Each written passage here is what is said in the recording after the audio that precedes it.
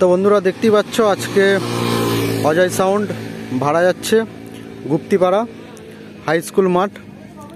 তো 1 জানুয়ারি উপলক্ষে তো সকল বন্ধুদের জানাই হ্যাপি নিউ ইয়ার, নতুন বছরটা সবাইকার শুভ হোক। আর অজয় সাউন্ডকেও ভাড়া করলে অবশ্যই কন্ট্যাক্ট করে নেবে আমার সাথে।